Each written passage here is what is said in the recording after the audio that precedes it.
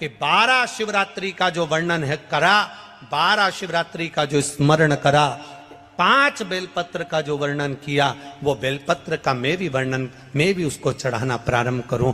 12 शिवरात्रि पूरी होगी, मेरा देव अधिदेव महादेव सुनेगा जरूर और मेरी झोली भरेगा जरूर। अब इसमें एक नियम भारी है, वो नियम का स्मरण करना कि नियम कैसा चाहिए। आप कर्जे में हो गए, परेशान हो गए, टेंशन में आ गए, जिंदगी बेकार सी लग रही है, निवेदन है मेहनत करना। जो काम को कर रहे हो, जो दुकान लगा रहे हो, जो कार्य कर रहे हो, ठेला चला रहे हो, ऑटो चला रहे हो, चलाते रहो, पर उसके साथ में बाबा पर भरोसा रखो। इसमें एक नियम भारी है। कौन सा नियम? कि मान लो 12 शिवरात्रि में आप 1-2 शिवरात्रि शिव जी के मंदिर पहुंच गए, तीसरी शिवरात्रि पर भूल गए या किसी कारणवश कहीं दूर चले गए, ना जा पाए, तो घर के जितने सदस्य हैं सबसे निवेदन है कि 12 महीने की शिवरात्रि का नियम बना रहे हो तो घर के सभी लोग बेलपत्र चढ़ाने का नियम बनाओ। उसका कारण ये है, घर का एक व्यक्ति अगर बाहर चले भी गया, घर का दूसरा व्यक्ति शिवरात्रि को भूल भी गया, घर का तीसरा व्यक्ति किसी कारणवश काम में लग भी गया, तो घर का चौथा व्यक्ति तो शिवरात्रि याद रखेगा और हमारा नियम पूरा हो जाएगा। नियम पूरा हुआ तो हमारा कार्य पूरा। विचार करना कि शंकर भगवान की शिवरात्रि साधना की रात्रि होती है। शंकर भगवान की शिवरात्रि एक आराधना की रात्रि होती है। हमने पहले भी कथाओं में कहा, हर महीने शिवरात्रि आती है, प्रत्येक महीने शिवरात्रि पड़ती है, और प्रत्येक महीने की शिवरात्रि पर अगर आपसे बन सके, आप दुनिया में अगर आपके पास में लोग कहें कि ये बहुत गरीब व्यक्ति है, बहुत साधारण व्यक्ति है, इसके पास धन नहीं है, वैभव नहीं है, सत्ता नहीं है, इसके पास खुद का मकान नहीं है, इसके पास खुद की प्रॉपर्टी नहीं है, इसके पास खुद की दुकान नहीं है, दूसरे के यहाँ काम करता है, इसके पास कुछ भी नहीं है, हम उनसे कहेंगे 12 महीने शिवरात्रि आती है, 5 जगह पर चढ़ाई हुई बेलपत्र, आप 1 वर्ष 12 शिवरात्रि का एक नियम ले लो, 5 जगह पर बेलपत्र समर्पित करना सीख जाओ। एक बेलपत्र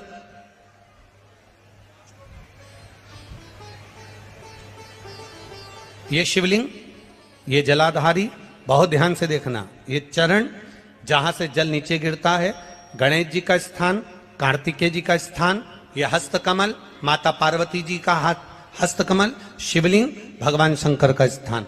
ऊपर से जो एक एक बूंद जल शिवलिंग के ऊपर गिर रहा है, शंकर भगवान की 5 बेटियां जया, विषहरा, शामरीबारी, दौतली, देव।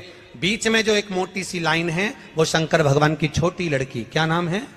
अशोक सुंदरी। ये पूरे शिवलिंग का वर्णन। 5 जगह पर बेलपत्र, 5 स्थान पर बेलपत्र। 12 महीने की शिवरात्रि। आप दूसरे के यहाँ काम कर रहे हो, नहीं है नौकरी, नहीं है काम, दूसरे के मकान में रह रहे हो, खुद का मकान भी नहीं, खुद का प्लाट भी नहीं, खुद की प्रॉपर्टी भी नहीं, बहुत संघर्ष की जिंदगी जी रहे हो, ठेला धका रहे, लॉरी चला रहे, गाड़ी चला रहे, ऑटो चला रहे, अपने लिए करने का प्रयास करना। घर में जितने सदस्य हैं, 12 महीने शिवरात्रि आती है, एक बेलपत्र अशोक सुंदरी वाली जगह पर, डंडी का मुंह नीचे की ओर, दूसरी बेलपत्र माता पार्वती जी के हस्त कमल पर। ये 2 पत्ती जो होती है, इस पत्ती के 2 भाग शिवलिंग के बीच में हो। तीसरी बेलपत्र भगवान शंकर के शिवलिंग पर, डंडी का भाग आपके विपरीत दिशा में हो, विपरीत दिशा में। चौथी बेलपत्र भगवान शंकर का जहां से जल बहकर जाता है, जमीन पर जो जल बहता है, जमीन पे से जो जल बहकर जाता है, चौथी बेलपत्र उस जमीन के जल पर जहां से वो पानी बहकर जा रहा है, पूरे शिवलिंग को छोड़कर जहां से पानी जमीन पर बहकर जा रहा है उस स्थान पर। और 5वीं बेलपत्र नंदी का जो पांव ऊपर उठा हुआ है, उस पांव के पास में 5वीं बेलपत्र समर्पित करना। एक शिवरात्रि से लेकर 12 शिवरात्रि जो 1 वर्ष तक कर लेता है, 1 वर्ष अपनी कड़ी मेहनत के साथ में मेहनत पूरी करना। और ये 5 बेलपत्र हर महीने जो शिवरात्रि आती है उस पे समर्पित करना प्रारंभ कर दीजिए और मेहनत करना प्रारंभ कर दीजिए। आपको आपके कर्म का फल मिलेगा। साल भर के अंदर आप अच्छे बनकर बैठ सकते हैं। शिव महापुराण की कथा में कहीं ऐसा चरित्र नहीं आया कि हमारे हिंदू धर्म के कोई भी देवी देवता कोई नशा करते, पुराणों में नहीं। हाँ, शिव नशे से मुक्त करते हैं। किससे मुक्त करते हैं? नशे से मुक्त करते हैं। शंकर नशा मुक्त करते हैं। जैसे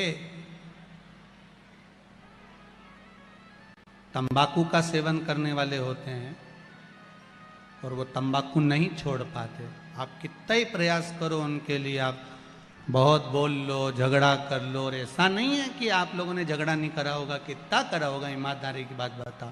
4-5 दिन तो आप लोगों ने नए नए में तो रोटी भी नहीं खाई होगी झगड़ा के कारण। तुम तंबाकू छोड़ो, तंबाकू छोड़ो, वो तुम्हारे सामने नहीं खाए तो क्या हुआ, बेरू बाहर जाके खा ले, हमें कौन सी बड़ी बात, पर खाए तो सही। तो उसके लिए नीलकंठेश्वर महादेव का स्मरण करें। कौन से महादेव का करना है? नीलकंठेश्वर महादेव महाराज।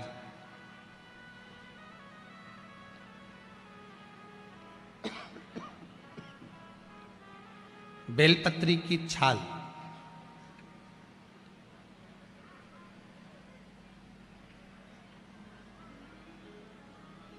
या बेलपत्री की जड़, इसको घिसकर इसका चंदन तैयार कर लीजिए। चंदन बनाने के बाद में इसकी गोलियां बना लीजिए। गोली बनाकर शंकर भगवान के शिवलिंग के पास में 7 स्थान पर उसको रख दीजिए। नीलकंठेश्वर महादेव का स्मरण करिए नशे से मुक्त करने के लिए। ये तंबाकू वालों के लिए आज विशेष वर्णन है, ध्यान दीजिएगा। और मुझे लगता है बहुत आनंद की अनुभूति होगी राष्ट्र को संवरने में। आप जो गोलियां बनाए हैं चंदन की, बेलपत्री की जड़ या बेलपत्री की छाल की, वो रख दें। महाराज नीलकंठेश्वर महादेव का स्मरण करें। 7 गोलियां 7 दिन जो तंबाकू खाता है उसको दे दें। महाराज सुबह के समय पर वो गोली मुख में रखें। आप देखेंगे धीरे धीरे तंबाकू से नफरत उत्पन्न होने लगती है, तंबाकू मुख में नहीं रख पाएगा। प्रैक्टिकल करने में क्या जाता है, सियोर वाला महाराज झूठ बोल रहा होगा तो, इसलिए आप प्रयास करिए, बाबा पर विश्वास कर कर प्रैक्टिकल करने का प्रयास करिएगा। बाबा चाहेगा तो आप स्वस्थ रहें, मस्त रहें और अपनी जिंदगी अलमस्त जिएं। यही शिव महापुराण की कथा कहती है, शिव महापुराण की कथा कहती है। उसका प्रयोग करें, प्रयास करते रहें। भगवान शंकर के अनुमोदन नीलकंठेश्वर महादेव, साधारण महादेव नहीं है, नीलकंठेश्वर। अब दुनिया के लोग कहते हैं भगवान शंकर भांग का नशा करते हैं, भगवान शंकर गांजे का नशा। नहीं नहीं नहीं, शिव जी से पूछा आप कौन सा नशा करते हो? शंकर भगवान कहते हैं मैं राम नाम और कृष्ण नाम का नशा करता हूँ, जिसकी मस्ती में मैं डूबा रहता हूँ। मुझे नशे की जरूरत नहीं पड़ती। मेरे ओघड़दानी, मेरे त्रिकालदर्शी, मेरे शिव राम और कृष्ण नाम के नशे में डूबे रहते। करो प्रयास, भगवान का नाम का नशा। कई माताएं पत्र लिखी है, इसमें 1-2 पत्र ऐसे भी हैं महाराज कि जिन पत्रों में वर्णन किया गया, गुरुजी मेरा पति बहुत मदिरा का नशा करता है, उसको छुड़ाया कैसे जाए। पहले तो ये ध्यान करो कि मदिरा पिलाने वाला कोई दूसरा नहीं, मदिरा पिलाने वाले आप स्वयं।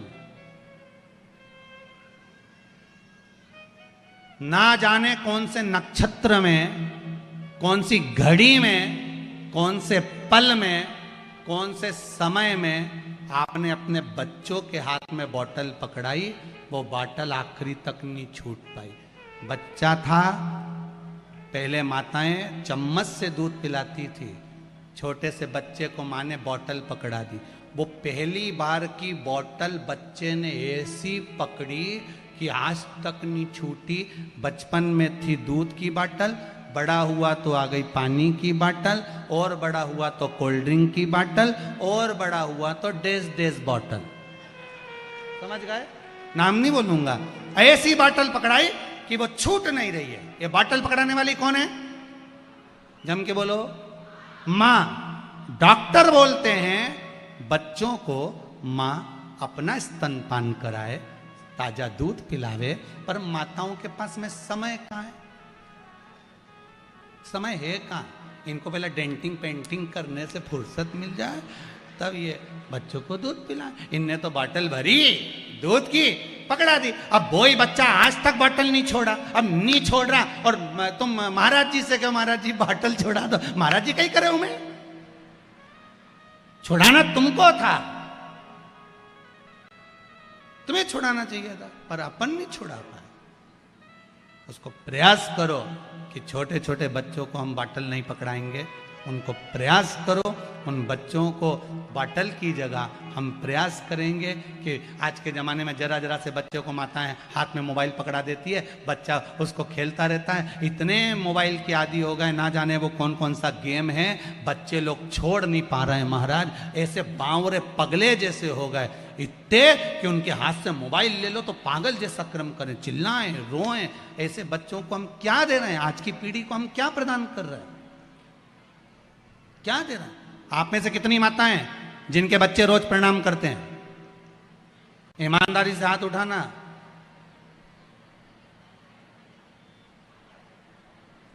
धर लो, धर लो। अब आप में से कितनी माताएं जो अपने बच्चे के ही रोज पांव पड़ लेती है? उठ जा, तेरे हाथ जोड़ू, उठ जा। सब होगी अभी ढेर जो सुबह से चिल्लाए उठ जा। वो तो जब से ये कोरोना आया है तब से थोड़ा बहुत घर में बहुओं की आवाज थोड़ी स्लो हो गई, नहीं तो जब चिल्लाने बैठती थी ना सुबेरे सुबेरे, उठ जा, पड़ोसी भी जाग जाए, चिल्ला रहे। इतने में तो बेचारी बूढ़ी बूढ़ी माएँ उठ जाती थी, टिफिन बना देती थी, चलो भैया पनी बना दो, खत्म काम करो।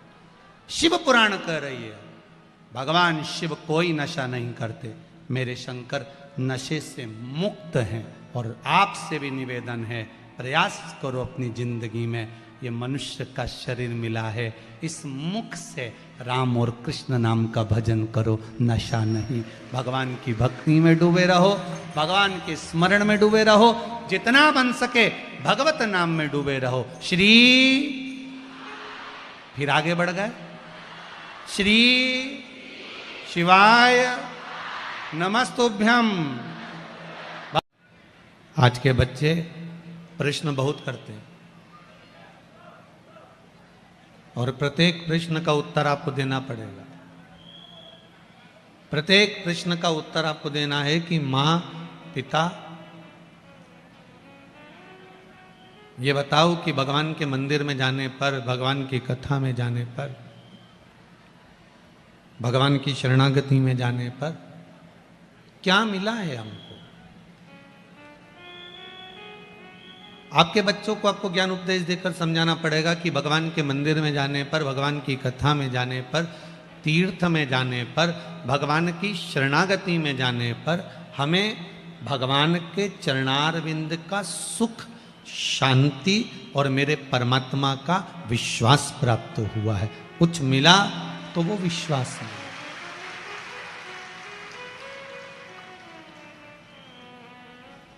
हमें भगवान के चरणारविंद का अगर विश्वास प्राप्त हो गया, भगवान के चरणों का एक सुख प्राप्त हो गया, तो फिर हम क्यों भटकेंगे?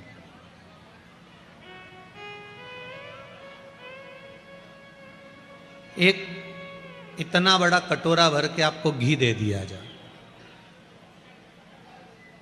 एक कटोरा भरकर आपको घी दिया जाए और आपसे कहा जाए कि एक कटोरा जो आपको घी दिया है, इस एक कटोरे घी को आप पी लो।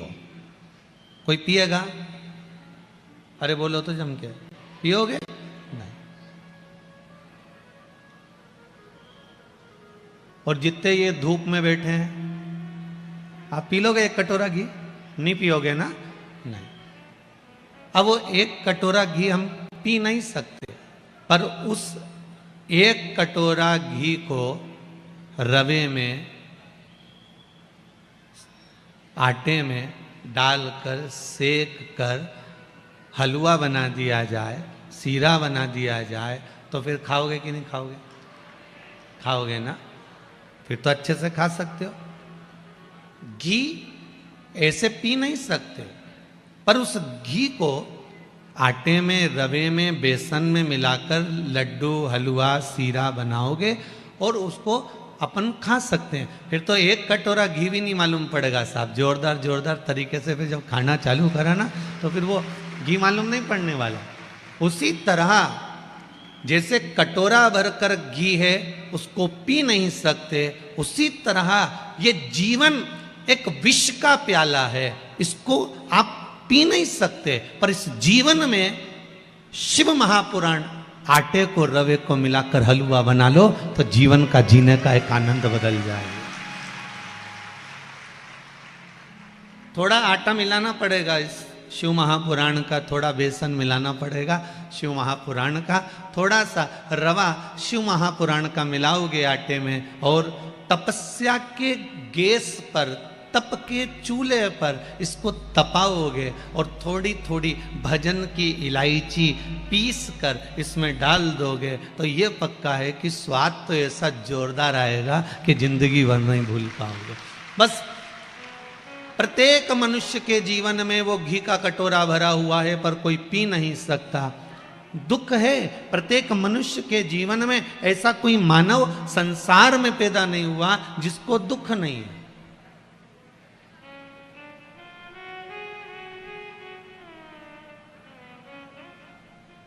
गांव का व्यक्ति सोचता है कि शहर में सुख है। कौन सोच रहा है? जरा झमझम के बोलो जरा। हो गांव का व्यक्ति सोचता है शहर में सुख है, शहर का व्यक्ति सोचता है विदेश में सुख है, विदेश का व्यक्ति सोचता है ग्रहों पर सुख है, ग्रहों पर रहने वाले सोचते हैं कि भगवान के घर में सुख है। एक एक ग्रह पर जाकर देख लिया, कहीं मंगल पर, कहीं बुध पर, कहीं बृहस्पति पर, कहीं चंद्र पर, जहां मर्जी पड़ी वहां जाकर उन्होंने निवास कर कर देखा पर सुख अभी तक नहीं मिल पाया। अभी भी कई लोग जाने की तैयारी में है, कहीं ना कहीं का ग्रह पे जाना है, सुख ढूंढ कर आना। अब सुख क्यों नहीं मिल रहा?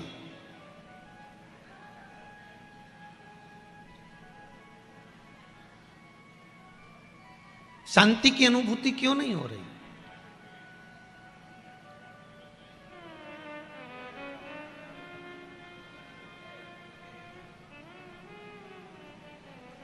आप हृदय में शांति ढूंढोगे ना तो जीवन का एक आनंद प्राप्त हो जाएगा।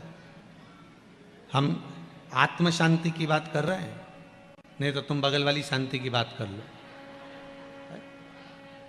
होता है कभी कभी एक टीचर बहुत तेज चिल्ला के बोले, सारे बच्चे चुप हो जाओ, और एकदम चुप होकर शांति के साथ बैठो। इतने में एक बच्चा खड़ा हुआ, खड़ा होकर बोला, सर आज शांति नहीं आई, बबली के साथ बैठ जाऊं। अब शांति को ढूंढने का प्रयास करो। हम वो शांति की बात नहीं कर रहे, हम कर रहे हैं इस आत्म शांति की बात है। इस आत्मा की जो शांति है, हृदय की जो शांति है, उसका जो सुख है वो सुख कहीं नहीं मिल सकता, उसको पाना है हमको।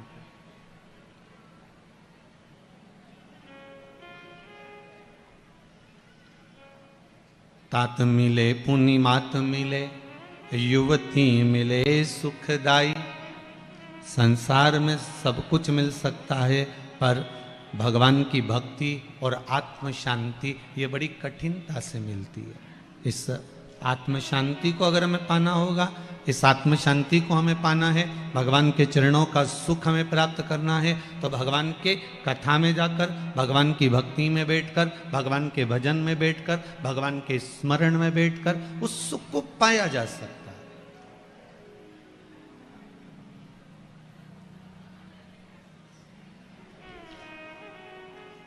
सुख का अनुभव भगवान के चरणों में प्राप्त हो सकता है, और वो सुख ढूंढना पड़ेगा हमें भगवान के चरणों में जाकर। हम बहुत ढूंढ लिया महाराज, हमने दुनिया की सारी वस्तुएं ढूंढी, राजवाड़ा में जाकर भैया यहाँ पर हमको चप्पल भी मिल जाएगी, यहाँ पर हमें सामान भी मिल जाएगा, कपड़ा भी मिल जाएगा, सारी खाने पीने की सामग्री भी मिल जाएगी, दुनिया का भोग और विलास की सारी वस्तुएं भी हमको प्राप्त हो जाएगी। पर कोई बाजार में जाकर कह दे भैया हमें सुख दे दो, हमें शांति का अनुभव करा दो, तो किसी दुकान पर मिल सकता है क्या? नहीं। वो कहेगा गुलदस्ते मिल सकते हैं, गुलाब का फूल मिल सकता है, माला मिल सकती है, सारा साज और सामान मिल सकता है, पर शांति का अनुभव नहीं हो पाए। वो आत्म शांति नहीं मिल पाएगी। उसके लिए कहा मिलता है सच्चा सुख केवल भगवान तुम्हारे सुख का अनुभव।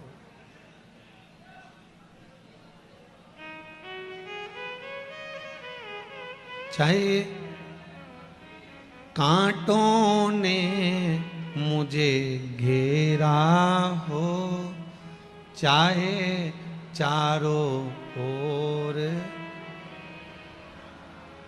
आता है आपको? जरा एक लाइन गाएंगे।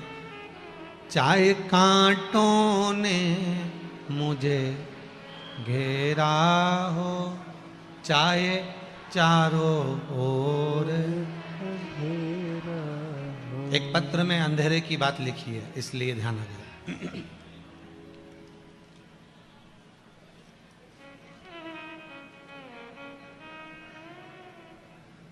मेरा नाम टीना है, विजयनगर में रहती हूँ।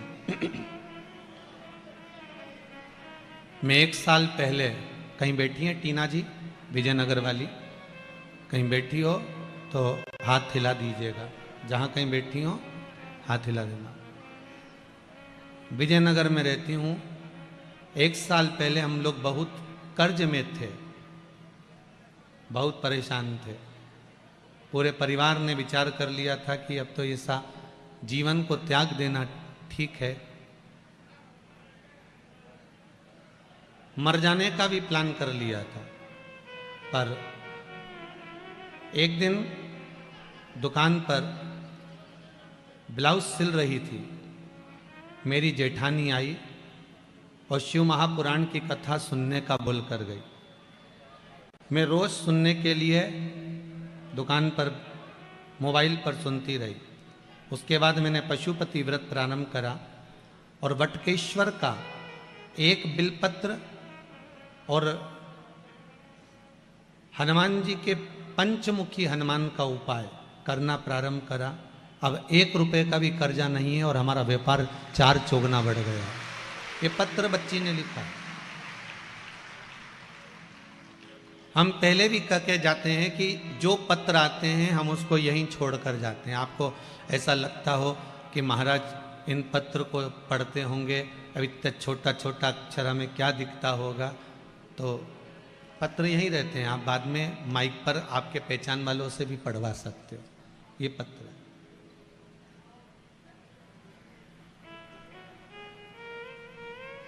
अगर जिंदगी की डोर में, जीवन में अगर कहीं अंधेरा आ भी गया, कहीं ऐसा मौका मिल गया कि आज हम कर्जे में लदालूम हो गए, हम आज दुख में लदालूम हो गए, आज दुनिया का सारा कष्ट, सारी बीमारी, सारा रोग, सारा दुख भगवान ने हमारे खाते में डाल दिया है, आपको ऐसा महसूस हो कि हम अब बहुत दुखी हो गए, तब उस जगह पर आप शिव का स्मरण करना, डोलना मती। चाहे कांटों ने मुझे घेरा हो, चाहे चारों ओर अंधेरा, पर मन नहीं डगमग मेरा हो। लोग डगमग करेंगे आपको।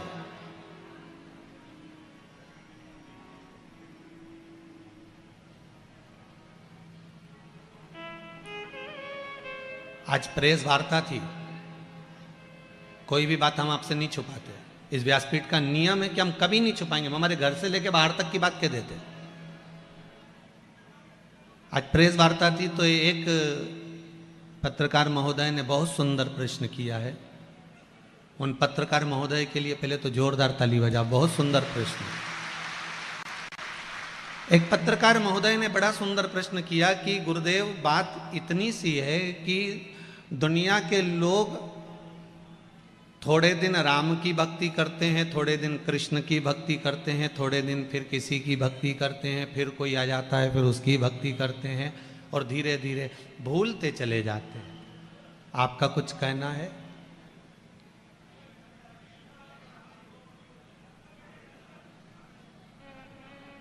हमने उनसे एक ही बात कही, चाहे राम की कर लो, चाहे कृष्ण की कर लो, चाहे भवानी की कर लो, चाहे शिव की कर लो, आपकी दृष्टि में देवताओं में भेद हो सकता है पर शिव महापुराण की दृष्टि में कभी भेद नहीं हो सकता।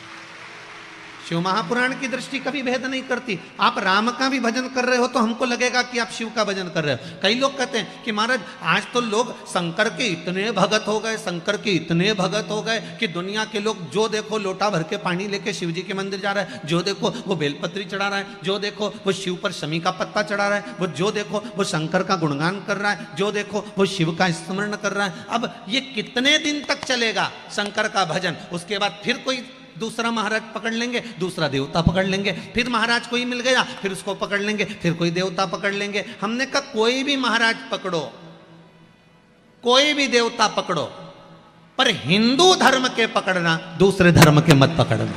पकड़ना तो हिंदू धर्म का पकड़ना।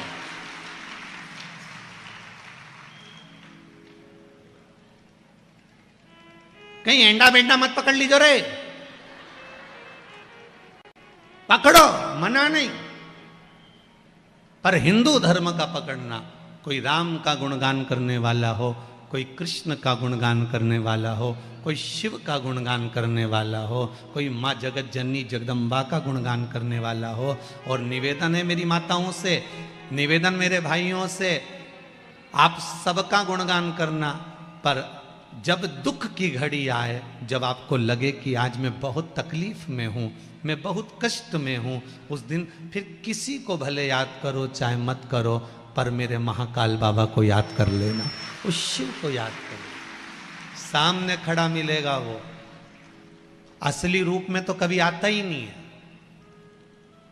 अभी यहां पर शंकर भगवान आके खड़े हो जाएं तो तुम यही सोचोगे जैसे नीचे बाबा और नहीं नाचे, पुंगी लेके दो दो।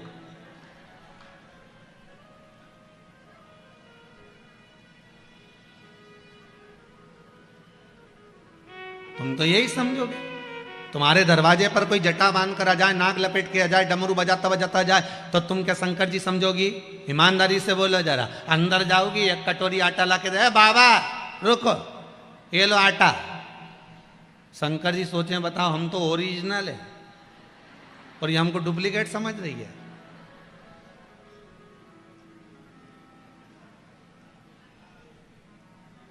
असली तो समझ में नहीं आता। असली को पहचानना बड़ा कठिन काम है। दुनिया का सबसे कठिन काम है असली को पहचानना, बहुत कठिन। एक पढ़ा लिखा लड़का, उसको नौकरी नहीं मिल रही थी, तो नौकरी नहीं मिली तो उसने गांव में सर्कस आया, सर्कस वाले से कहा भैया हमको नौकरी दे दो। उसने कहा नौकरी तो है पर बंदर के कपड़े पहनना पड़ेंगे और बंदर के कपड़े पहनकर शेर के मुंह में हाथ दे देना पड़ेगा। कितना मिलेगा? 4000 रुपये मिलेंगे। अब भूखा मरता क्या नहीं करता। उसने कहा बंदर के कपड़े पहनकर हम शेर के मुंह में हाथ दे देंगे। उसने कहा ठीक है। अब उसको बंदर के कपड़े पहनाकर शेर के पिंजरे में छोड़ा। जैसे ही शेर के पिंजरे में छोड़ा और शेर का पिंजरा जो खुला और शेर धाड़ता हुआ जो आया, तो ये तो पीछे हटा कि अब तो निपटा। शेर और पास में आया, ये और पीछे हटा। शेर और पास में आया, ये और पीछे हटा। इसको लगा ये शेर मुझे खा जाएगा। इतने में शेर झपट के बंदर के पास जाकर चिल्लाकर बोला घबरा मती, तू 4000 में बंदर बना है, मैं 7000 में शेर बना हूं। क्यों घबराता है? नकली के युग में असली को ढूंढना कठिन हो गया महाराज। आज के जमाने में असली व्यक्ति मिलता ही नहीं। असली घी नहीं मिले, असली रुद्राक्ष नहीं मिले, बोलो ईमानदारी की बात सही है कि गलत है? आज के जमाने में असली घी, असली तेल, असली रुद्राक्ष, असली सोना नहीं मिले तो असली आदमी कहां से मिले? वो भी तो सोचो, सब नकली का जमाना, जितना मिला सब नकली मिला। मालवा के संत श्री नागर जी महाराज एक बात कहते हैं, आप लोगों ने स्मरण किया होगा। महाराज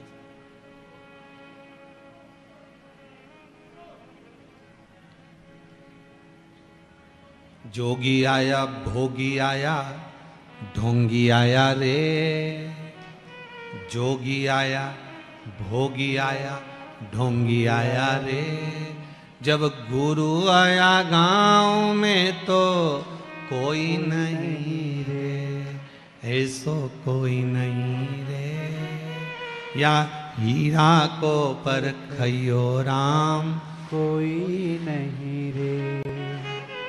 परखदार कहां मिलेगा?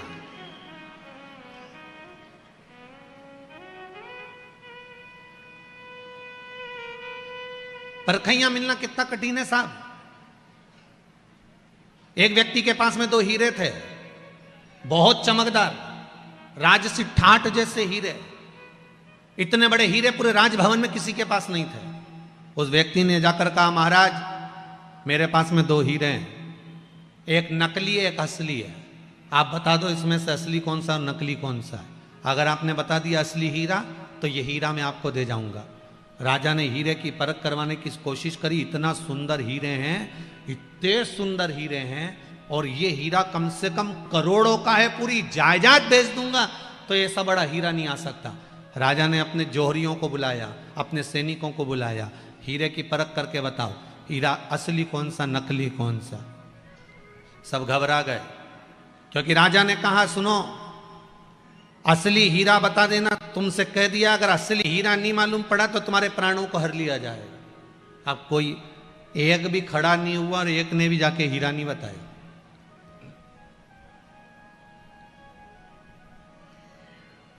एक अंधा व्यक्ति आया, आंखें नहीं थी उसकी। आज राजा ने जो सभा लगाई थी वो राजभवन के अंदर नहीं थी, ठंड पड़ रही थी इसलिए राजभवन के बाहर धूप में सभा लग रही थी।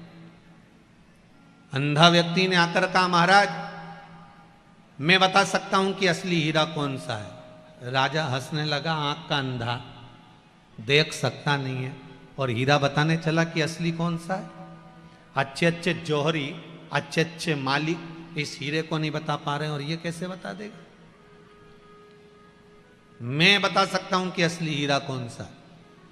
राजा ने मन में सोचा मालूम तो पड़ ही नहीं रहा, चलो अंधे को ही मौका दे दो। अंधा गया और अंधे ने जाकर दोनों हीरे को अपने हाथ में स्पर्श किया। स्पर्श कर कर असली हीरे को उठाकर उस अंधे व्यक्ति ने राजा को दे दिया, ये असली है, इसको रख लीजिए। राजा ने पूछा, जिसका हीरा था उससे पूछा बता ये असली है? इतने में तो वो व्यक्ति खड़ा हो गया और खड़े होकर अंधे के चरण पकड़ लिया। बिल्कुल सत्य कह रहे हो, असली हीरा यही है। आप सत्य कह रहे हो, असली हीरा यही है, ये दूसरा हीरा तो नकली है। राजा ने उस अंधे व्यक्ति से पूछा, ये बताओ कि तुम कैसे पहचाने कि असली हीरा ये है और ये नकली है? तुम्हारे तो नेत्र नहीं थे, तुम तो अंधे थे, तुम्हारी आंखें नहीं थी, फिर तुम पहचाने कैसे? इतने में अंधे व्यक्ति ने कहा, मैंने जब हीरे का स्पर्श करा, हीरा कितनी भी धूप पड़ जाए, कितनी भी गर्मी पड़ जाए, हीरा हमेशा ठंडा रहता है। कांच गर्मी पड़ते से ही गर्म हो जाता है, इसलिए मैं समझ गया कि ये नकली है और ये असली है। समझ आ गई? किसी असली व्यक्ति को परखना है आपको, किसी असली हीरे को परखना है आपको, तो जिसको बहुत तेज गुस्सा आ रहा, बहुत तेज गुस्सा आ रहा हो, या बहुत बड़ी राज सत्ता पर भी जाकर बैठ गया हो, बहुत बड़ा पद अधिकारी भी बन गया हो, बहुत सारा उसके पास में मान प्रतिष्ठा भी आ गई हो, बहुत सारी दौलत भी आ गई हो, बहुत सारी संपदा भी आ गई हो, अगर वो व्यक्ति तुम्हें गुस्से में गर्म नजर आता है तो समझ लेना ये कांच का टुकड़ा है, हीरा कभी गर्म नहीं हो सकता। धन, प्रतिष्ठा, दौलत, सत्ता, मान, इज्जत सब पाने के बाद भी अगर उसके हृदय में नम्रता है तो समझ लेना कि असली हीरा यही है, इसमें नम्रता वाला गुण समाया हुआ है। यह असली का भाव है, असली का भाव।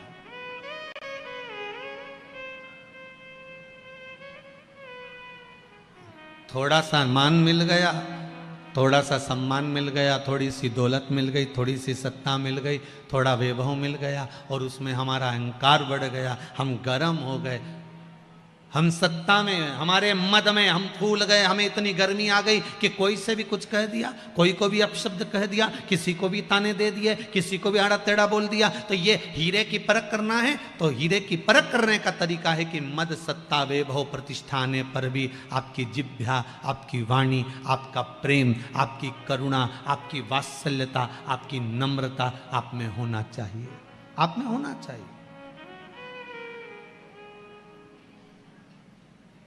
किसी किसी व्यक्ति के पास में पद आ जाता है ना तो वह अहंकार में आ जाता है, अभिमान में, क्रोध आ गया, चिढ़ गया, कुछ भी बोल दिया, शब्द के बाण चल गए, उसी समय समझ लो कि असली हीरा नहीं है,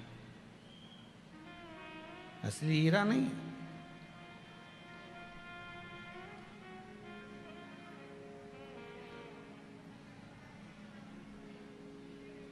थोड़ा अगर काल घेर भी रहा है, थोड़ी परेशानी हमारे जीवन में बढ़ भी रही है, थोड़ी समस्याएं संसार में अगर आ भी रही है तो उसका निवारण है शंकर की कथा। शंभो शरणे मांगू घड़ी रे, दुख दया करी ने दर्शन आपो। कल रात्रि को कोई जाते समय कह रहे थे, गुरुजी आपको कोई दूसरे भजन नहीं आते क्या?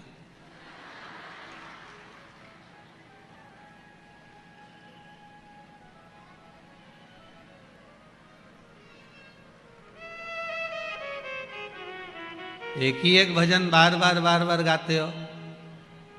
हमने कहा हमको तो पूड़ी भी बनाना आती है, पराठा भी बनाना आता है, पर पेट तो रोटी से ही भराता है। आप में से कितने लोग बैठे हैं जो एक महीने तक पूड़ी खा सकते हैं? बोलो जरा जम के। रोज खाओ पूड़ी, रोज पराठा खाओ, रोज रसगुल्ला खाओ, रोज इमरती खाओ, कितना भी खा लेना, पर आखिरी में रोटी की याद तो आ ही जाती है। ध्यान देना, जिस भजन में कुछ सार हो भजन वही गाना चाहिए। आज के जमाने में लोग भजन का सार भी नहीं समझते। इस भजन में एक सार है, आप शंकर के सामने बैठे हो, शिव महापुराण सामने रखी है, आप और हम सब इस पुराण को घेर कर बैठे हैं। विनती अगर हम इससे करेंगे, शंभु शरणे मांगू घड़ी। आपके दिल में अगर भाव भी नहीं होगा, आप मन से नहीं भी गा रहे होगे, तो मुख से तो निकल रहा है, मांगू घड़ी रे। क्या मांगा? दुख। आपने भले कैसे भी बोला, पर बोला तो ना भगवान के सामने। एक बार उसके सामने जाकर कह तो दिया कि मेरा दुख काटो और अंत समय में दर्शन आपो। बस इतनी कृपा है कि आप मेरे दुख को काट दीजिए और मुझे दर्शन दे दीजिए। अब उसको बार बार अगर बोल रहे हैं तो उसका कारण है। क्या कारण है? कि हम भगवान के सामने जाकर, फिर वही बात आ गई महाराज कि भगवान के सामने जाकर आप छोटी सी बात से किसी से बात करना बंद कर सकते हो। छोटी सी गलती से आप किसी से संबंध समाप्त कर सकते हो, तो छोटी सी प्रार्थना से आप शंकर के भी हो सकते हो। बस छोटी सी प्रार्थना। शंभो शरण मांगू। बाहर जितने बैठे हैं, जितने खड़े हैं, पीछे जितने गेट के पास खड़े हैं, सब जितने काउंटर पर, जितने इधर उधर गाड़ियों पे बैठे, सब बोलिए एक लाइन, शंभो शरण मांगू घड़ी रे, दुख काटो दया करी दर्शन आपो। और देखो दुख कटता कैसे है, ये पत्रों में देखो कितना सुंदर लिखा है।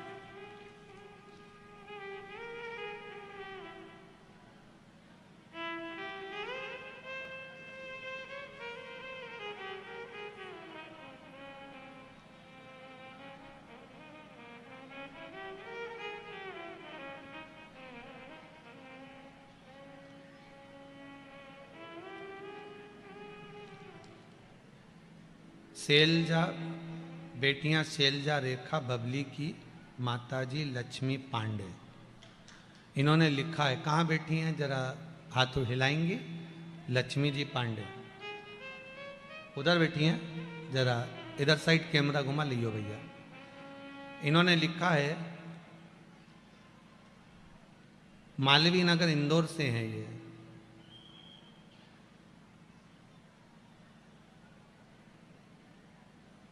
एक बीमारी ब्लॉकेज का ऑपरेशन डॉक्टर ने बोल दिया था कि इनको रोग हो गया है, नसें चोक हो गई है और ऑपरेशन कराना जरूरी है।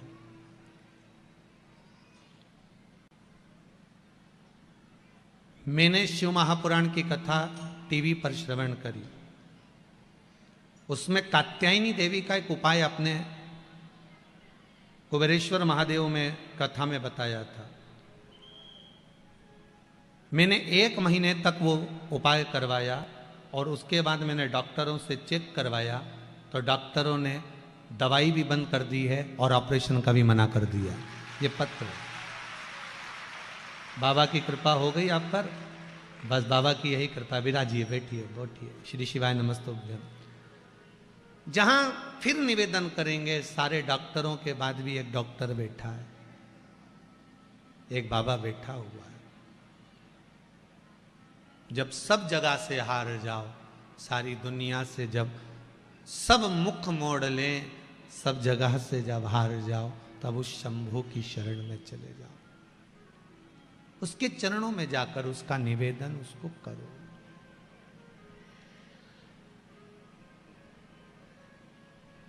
मेरे भोले तेरा सहारा है, मेरे भोले तेरा सहारा है, मेरी नैया का तू किनारा है, मेरी नैया का तू किनारा। बाबा के चरणों में जाकर आप अगर दिल से कुछ कहोगे, वो सुनेगा। मृत्यु लोक का निवासी है, वो पृथ्वी पर रहता है।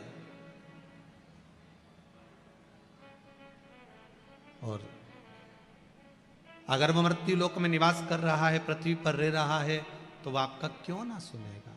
आप उससे दिल से बोलो तो। हम शिव महापुराण की कथा में जाते हैं, बहुत सारी बातें महाराज जी कहते हैं। राम कथा में जाते हैं, बहुत सारी बातें हम महाराज जी कहते हैं।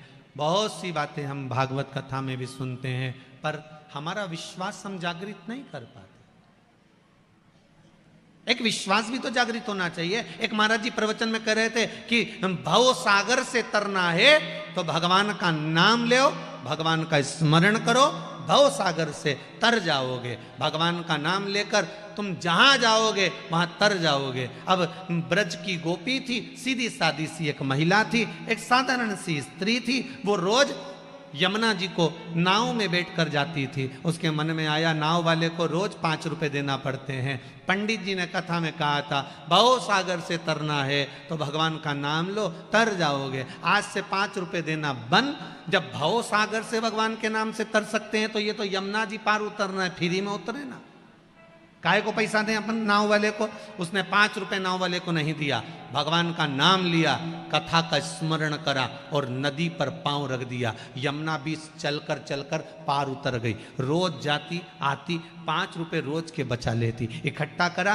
पंडित जी गांव जा रहे थे। आज उसने कहा गुरुजी आपकी कथा पूरी हो गई? हाँ। गांव जा रहे हो? हाँ। चलो मेरे साथ, मैं चल रही हूँ, मैं भी मथुरा जा रही हूँ, चलो। गुरुजी उसके साथ हो लिए। अब जैसे गुरुजी साथ चले, इसने कहा, गुरुजी ने कहा नाव वाले नाव लाओ। इसने कहा नाव की क्या जरूरत है, पैदल चलो। तो गुरुजी बोले डुबाएगी क्या?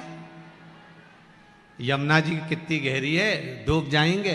नहीं नहीं गुरुजी, आप ही ने तो कथा में कहा था भवसागर तरना है तो भगवान का नाम लो। पार उतरने के लिए भगवान के नाम रूपी नौका में बैठ जाओ, पार उतर जाओगे। जिस दिन से मैंने सुना 5 रुपए एक बार भी नहीं दिए, नाम लेती भगवान का, चलकर पार उतर जाती हूं। इतना विश्वास मेरे हृदय में आ गया। अब इतना विश्वास अगर मुझे है तो आप भी चिंता मत करो। आप तो कथा बाजते हो, फिर आप कथा बाजते हो तो आपको तो मुझसे ज्यादा विश्वास होना चाहिए। चलो मेरे साथ। गुरुजी ने कहा ऐसा कोई होता है?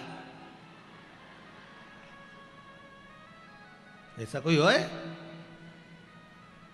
उसने कहा देखो मैं चल के बताती हूँ। उसने भगवान का नाम लिया, यमुना जी पे चलने लगी।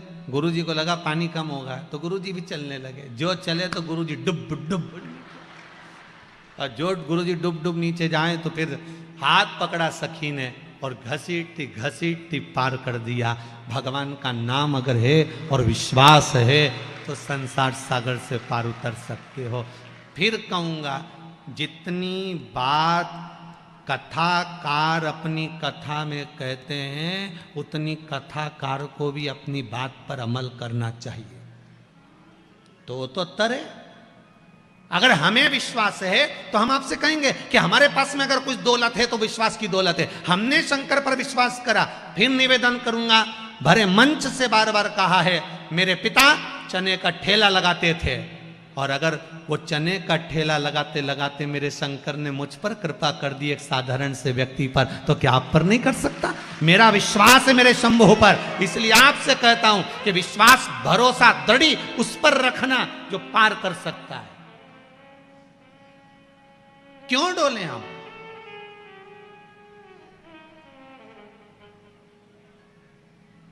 कभी एक आध बार तो हम भगवान से कह सकते हैं, भगवान तुम्हारे बिना मुझे नींद नहीं आ रही। रोज फोन लगा के बोलती मुझे तुम्हारे बिना नींद नहीं आ रही। कभी भगवान से भी तो कहो कि मैं जब तक तुम्हारा गुणगान ना करूं, जब तक मैं श्री शिवाय नमस्तुभ्यं का जाप नहीं कर लेती, जब तक मैं शिव महापुराण की कथा रात्रि को 15 मिनट पलंग पे नहीं सुन लूं, व्हाट्सएप पे, फेसबुक, यूट्यूब पे, तब तक मुझे नींद नहीं आती। आप में से कितने लोग हैं जो रात्रि को कथा सुन के सोते हो? कथा सुन के सोते हो? अरे वाह, जोरदार ताली। बहुत बहुत साधुवाद, बहुत बहुत साधुवाद। होना चाहिए। मेरा नियम है, मैं रात्रि को कथा सुनकर सोऊंगी, चाहे कुछ भी हो जाए। 5 मिनट सुनूंगी, 2 मिनट सुनूंगी, पर शिव महापुराण का स्मरण कर कर सोऊंगी, तभी जब शंकर का स्मरण कर लूंगी। क्यों? तो कहे ऐसा सुना है जिसका स्मरण कर कर सोते हैं ना, वो जरूर सपने में आकर दर्शन देता है। उसकी कथा सुनकर सोऊंगी, वो जरूर आएगा, वो जरूर मिलेगा। विश्वास जागृत हो। कितने अच्छे अच्छे लोग गाना गाते हैं, तुझसे मिलने के लिए तेरी कसम। तो ये ऐसा एक आध बार भगवान सामने शिव, मेरे भोले तेरा सहारा है, मेरी नैया का तो उस विश्वास जागृत करो, भाव जागृत करो।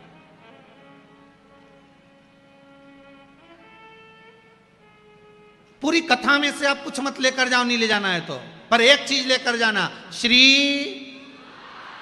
अरे साथ में तो बोलो, हम श्री बोले तुम शिवाय बोल देते हो। जब देखो जब गड़बड़ गड़बड़ करते हो।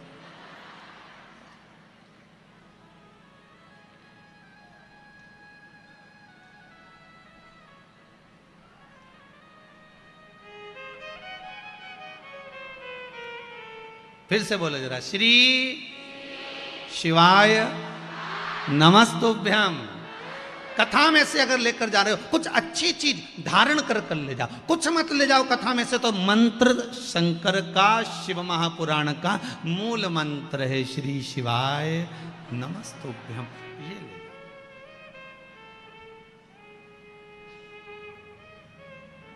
द्रौपदी का जब चीर खींचा गया, द्रौपदी का जब चीर खिंचा रहा था, 5 पति वहीं बैठे थे। कोई उठा जम के तो बोलो नहीं। भीष्म पितामह वहां बैठे हुए थे, उठे नहीं उठे।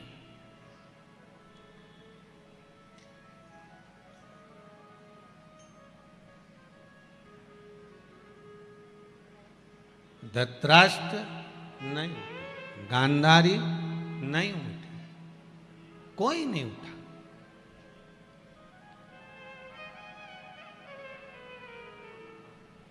द्रौपदी रोती रोती अपने गुरुजी के सामने गई, गुरु द्रोणाचार्य के सामने। गुरुदेव, मैंने आपसे गुरु मंत्र लिया, शिष्य हूं मैं आपकी, मैं आपकी चेली हूं, मैंने आपसे गुरु मंत्र लिया गुरुदेव। अगर कोई साथ नहीं देता तो गुरु तो साथ देता है, साथ देता है। गुरु द्रोणाचार्य ने कहा, जितने सभा में बैठे कोई तेरा साथ नहीं देगा, और मैं तेरा गुरु हूं, मैं भी तेरा साथ नहीं दूंगा। तुम भी अच्छे से समझ लेना रहे इंदौर वालों, समझ लेना जरा अच्छे से। चाहे तुम गुरुजी को कितनी भी गुलाब जामुन खिला लो, चाहे गुरुजी को कितना भी घी लगा के पापड़ खिला लो, गुरुजी काम नहीं आएगा। आखिरी समय में जब तुम्हारे प्राण छूटेंगे तो क्या गुरुजी तुम्हारे साथ ऊपर जाएगा? अरे बोलो तो सही, जाएगा कहीं का गुरु तुम्हारे साथ में? कई चक्कर में मत पड़ जाओ रे, बिल्कुल चक्कर में मत पड़ना। गुरु द्रोणाचार्य करें द्रौपदी, इस सभा में जितने बैठे हैं कोई तेरा साथ नहीं निभाएगा। तेरे परिवार वाले, तेरे कुटुंब वाले, तेरे साथी, ये द्रौपदी के लिए गुरु द्रोणाचार्य नहीं करे, आपके लिए भी करें। जितने तुम्हारे परिवार में रह रहे हैं, एक भाई के पास में बहुत सारी दौलत है, दूसरा भाई कंगाल है। बड़े भाई के पास जब इतनी दौलत है तो 5-10 लाख रुपए छोटे को दे सकता है? जम के तो बोलो नहीं। दूसरा पैसा खाकर भग जाएगा तो भाई उसका बाल बाका नहीं कर पाएगा, और सगे भाई ने 50,000 खा लिए तो टोच टोच के मार देगा। ये तो रिश्ते, ये संबंध, ये नाते। गुरु द्रोणाचार्य करें जितने सभा में बैठे कोई तेरा साथ नहीं निभाएगा। और गुरु द्रोणाचार्य ने कहा, सुन रहे द्रौपदी, तेरे पति भी तेरा साथ नहीं निभाएंगे। सुन ले द्रौपदी, मैं गुरु हूं, मैं भी तेरा साथ नहीं निभाऊंगा। पर एक बात याद रखना द्रौपदी, मैंने तुझे जो गुरु मंत्र दिया था उस मंत्र को जपना प्रारंभ कर दे, वो साथ निभा जाएगा। उसको जप ले।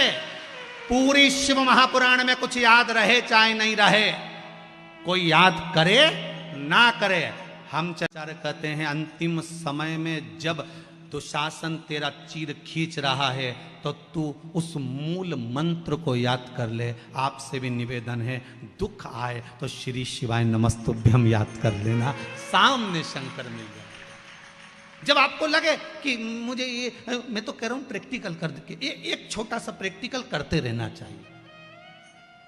प्रैक्टिकल करने का जमाना भी है, प्रैक्टिकल करते रहो। हम कई बार कहते हैं प्रैक्टिकल करो। एक महाराज जी प्रवचन दे रहे थे, प्रवचन में कह रहे थे शराब नहीं पीना चाहिए, मदिरा मत पियो, गंदा नाली का पानी है, क्यों पीते हो, गटर में पड़े रहोगे। उसी में महाराज का पहचान वाला बैठा था, उठ के खड़ा हो गया, ओ महाराज इतनी बड़ी बड़ी बातें कह रहा है, तेरा सगा भाई पी के तो नाली में पड़ा है, तू हमको ज्ञान दे रहा है महाराज, अपने भाई को क्यों नहीं देता? महाराज जी ने कहा, देखो भैया, मैं भी प्रवचन दे रहा हूं, मेरा भाई भी प्रवचन दे रहा है, बस अंतर इतना है मैं मुंह से समझा रहा हूं, मेरा भाई प्रैक्टिकल करके दिखा रहा है, मेरा भाई प्रैक्टिकल करके दिखा रहा है। आप किस में समझोगे? तो हम तो कहते हैं एक आध बार प्रैक्टिकल करके देखो, कहीं सियोर वाला महाराज झूठ तो नहीं बोल रहा।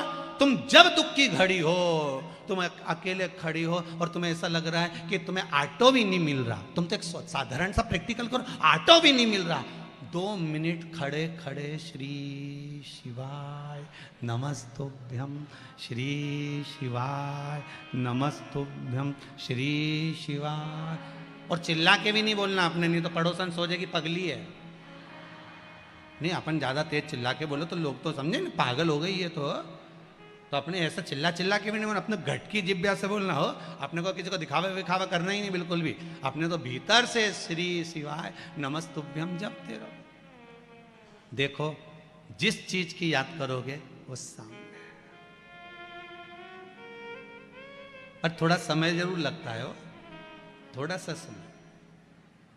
हमने तो यहां तक कहा है तुम्हें रसगुल्ला खाना हो ना तो 2-3 दिन तक तुम श्री शिवाय नमस्तुभ्यम जपो। रसगुल्ला आके मानेगा चाहे कहीं से भी आए, कोई भी लाएगा। तुम जपो तो मंत्र में वो बल है साहब। जब विदेश में श्री सूक्त के मंत्रों से सोना बना सकते हैं, हमारे भारत की भूमि के मंत्रों में बल देखिए कि विदेश में श्री सूक्त के मंत्रों से सोना बनाया जा रहा है और हमारे भारत में केवल हम श्री सूक्त का पाठ कर रहे हैं, वो सोना बना रहे हैं। हमारे मंत्रों में इतनी प्रबलता है कि अगर हमने दिल से जप लिया तो परमात्मा भी सामने आकर खड़ा हो जाता है। और हुआ, कई बार हुआ। तुम जपो तो मीराबाई जपी, भगवान आकर खड़े हो गए। मीराबाई के दादाजी ने कहा मेरी तबीयत खराब है मीरा, ये दूध का कटोरा ले जा, भगवान को पिलाया। ले, मीराबाई दूध का कटोरा ले गई, भगवान को दे दिया, भगवान के सामने रख दिया। मीराबाई अपने काम में लग गई, भगवान ने दूध नहीं पिया। मीराबाई को लगा रोज पीता होगा, आज नहीं पिया, हो सकता है अपन आपस में पहचान नहीं है इसलिए नहीं पी लिया होगा। मीराबाई जब देखी कि भगवान दूध नहीं पिए, मीराबाई हाथ जोड़ के बोली बाबा ठाकुर कन्हैया दूध पी लो, पी लो। भगवान नहीं पिया, पत्थर की मूर्ति में से कोई भगवान प्रकट है दूध पीना, पियो।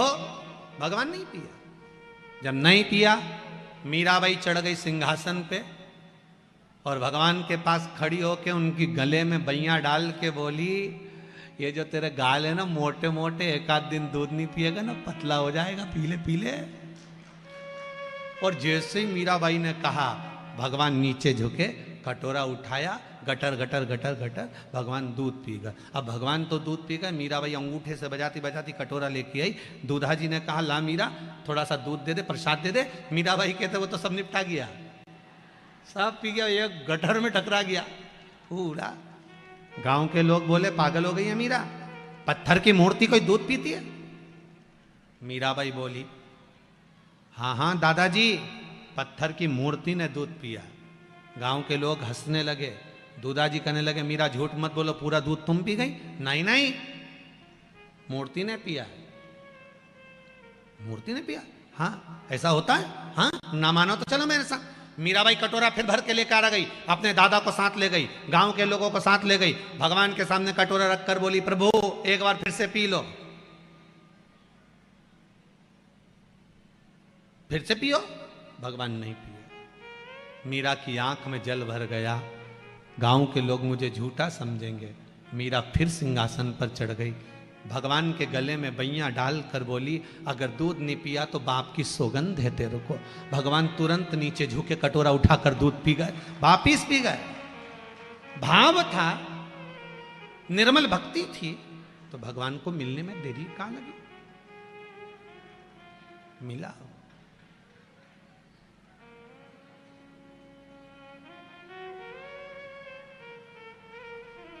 उसको पाने का तरीका आना चाहिए। आपका भाव अगर शुद्ध है तो भगवान मिलता जरूर। जपो, मूल मंत्र का स्मरण करो, श्री शिवाय नमस्तुभ्यम, श्री शिवाय नमस्तुभ्यम।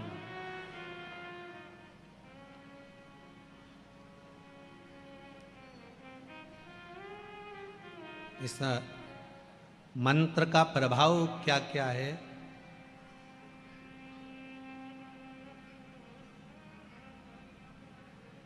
उसका मैं क्या वर्णन करूं। ये एक पत्र है, एक माँ ने लिखा है मेरे बेटे का जॉब नहीं था,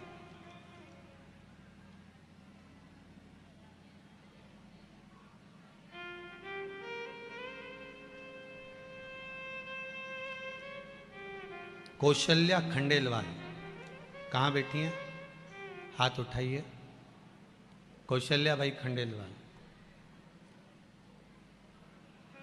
कहीं दिख रही हो तो भैया हाथ हिला देना हो। श्री शिवाय नमस्तुभ्यम। गुरुजी परिस्थिति बहुत डाउन थी, कहीं बैठी हैं कौशल्या भाई खंडेलवाल।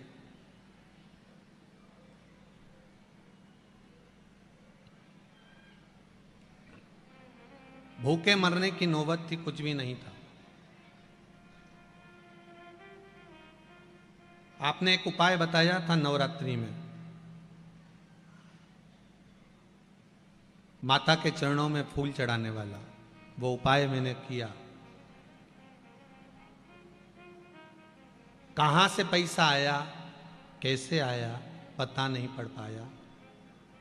15 तारीख को कोई आया और उसने कहा कि अपन पार्टनरी में दुकान कर सकते हैं। 15 तारीख को रुपए देकर चले गया, 18 तारीख को मेरी दुकान खुल गई। यही भोलेनाथ जी की कृपा है। ये पत्र है उसका, कौशल्या भाई खंडेलवाल।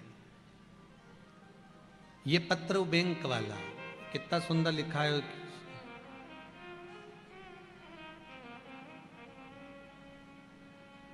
गुरुजी पहली बार श्राद्ध पक्ष की कथा में कुबेरेश्वर धाम आई थी मैं सीहोर, पशुपतिनाथ का व्रत किया है। मेरे बेटे का कोई काम नहीं था, अब उसका जॉब बैंक में लग गया है। ये पत्र है, ये यहीं पढ़े रहेंगे, आप लोग आराम से पढ़ सकते हो। जिसने लिखा होगा वो भी यहीं बैठे होंगे। शिव कृपा होती है ऐसी। आप विश्वास से उसको आमंत्रित करिए, आप विश्वास से उसको बुलाइए, वो मिलेगा। श्री शिवाय नमस्तुभ्यं, श्री शिवाय नमस्तुभ्यं, श्री शिवाय नमस्तुभ्यं, श्री शिवाय नमस्तुभ्यं, श्री शिवाय नमस्तुभ्यं, श्री शिवाय नमस्तुभ्यं, श्री शिवाय नमस्तुभ्यं, श्री शिवाय नमस्तुभ्यं, श्री शिवाय नमस्तुभ्यं, श्री शिवाय नमस्तुभ्यं, श्री शिवाय नमस्तुभ्यं, श्री शिवाय नमस्तुभ्यं, श्री शिवाय नमस्तुभ्यं, श्री शिवाय नमस्तुभ्यं, श्री शिवाय नमस्तुभ्यं, श्री शिवाय। एक बार नेत्र बंद कर कर भाव से आनंद के साथ 2 मिनट के लिए दिल से पुकारिए बाबा को। मेरे दिल की मनोकामना पूर्ण करना बाबा। ये तेरे पर्चे सुनती हूँ तो मेरा भी मन करता है कि कुछ मेरी भी झोली भर दे। श्री शिवाय नमस्तुभ्यं, श्री शिवाय नमस्तुभ्यं, श्री शिवाय नमस्तुभ्यं, श्री शिवाय नमस्तुभ्यं, श्री शिवाय नमस्तुभ्यं, श्री शिवाय नमस्तुभ्यं, श्री शिवाय नमस्तुभ्यं, श्री शिवाय नमस्तुभ्यं, श्री शिवाय नमस्तुभ्यं, श्री शिवाय नमस्तुभ्यं, श्री शिवाय नमस्तुभ्यं, श्री शिवाय नमस्तुभ्यं, श्री शिवाय नमस्तुभ्यं, श्री शिवाय नमस्तुभ्यं, शंभो श्री शिवाय नमस्तुभ्यं, श्री शिवाय नमस्तुभ्यं। मंत्र का जाप जहाँ खड़े हो वहाँ खड़े रहकर बैठ कर अगर जगह मिल जाए कहीं बैठने की तो ये भी ना सोचिए कि दरी नहीं है बैठने की, आप भूमि पर भी बैठ सकते हो। शिव महापुराण जहाँ होती है वहाँ का कंकर शंकर होता है। एक एक कंकर इस शरीर को शंकर की तरह लगे और आपका मनोरथ पूर्ण हो। जहाँ मौका मिल जाए वहीं बैठ जाओ और बैठकर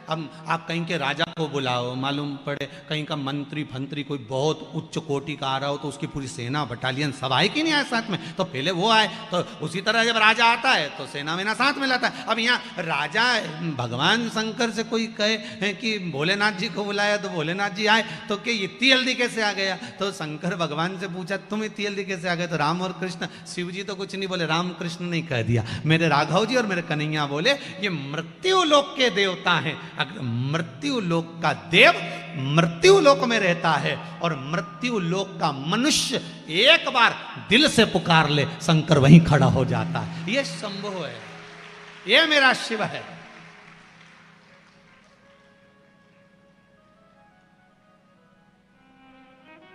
उसको पुकारो तो। मां अहिल्याबाई ने कितनी बार पुकारा और मेरा शंकर आके खड़ा हुआ। मेरा शिव है सामने। माता अहिल्याबाई जब जब डोल जाती थी, माता अहिल्याबाई सामने जब खड़ी हो जाती और डोल जाती, आज दिल की सुनो कि दिमाग की सुनो, माता अहिल्याबाई सोच में पड़ जाती थी, तब शिव को याद करती थी। सामने शंकर के शिवलिंग को लेकर खड़ी हो जाती थी मां अहिल्याबाई और शिव को याद कर कर कहती थी आप बताओ मैं दिल की सुनूं कि दिमाग की सुनूं? शंकर आकर कह देते जो तेरा दिल करे वो कर ले, दिमाग की मैं देख लूंगा। मेरा भोलेनाथ आकर माता अहिल्याबाई को समझा कर चले जाता है। मेरा शंभू माता अहिल्याबाई के सामने आकर खड़ा हो जाता था। तो आपके सामने क्यों नहीं होगा? और आप तो इंदौर में रहते हो, अहिल्याबाई की नगरी में, आपकी तो वैसे ही अहिल्याबाई से पहचान अच्छी है, क्योंकि रोज राजवाड़ा से निकलते हो, उनके घर के सामने से निकलते हो, तो तुम्हारी तो पड़ोसन ही हुई ना, पहचान तो बढ़ी ना। अब जब उनकी पहचान तुमसे, तो उनकी शंकर जी से है, तो तुम्हारी भी शंकर जी से।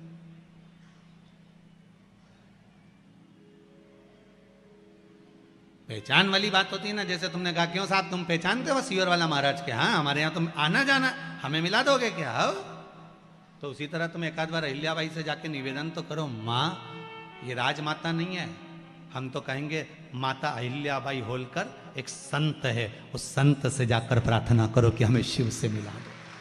वो राजमाता अपनी जगह पर है, पर एक संत भी है, एक साधु, एक तपस्वी, एक साधक, एक उपासक। माता अहिल्याबाई होलकर भगवान की भक्ति में डूबने वाली एक साधक भी है, एक संत भी है, एक साधना में रहने वाली एक भगवंत भी है, उपासक भी है।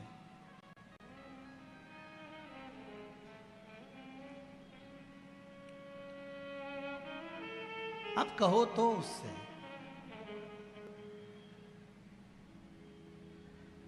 चाहे चारों ओर अंधेरा हो, चाहे मौत ने मुझको घेरा, पर मन नहीं डगमग मेरा हो, रहे ध्यान तुम्हारे चरणों में, रहे तुम्हारे चरणों।